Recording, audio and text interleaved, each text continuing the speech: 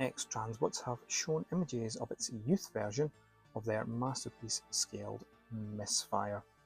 This fan favourite from the Decepticon Target Master team does look very impressive, and that is hard for me to admit because I am not the biggest X-Transbots fan, but both the main robot and his Target Master partner look to be painted very well and nicely detailed, and the alt mode is brilliant.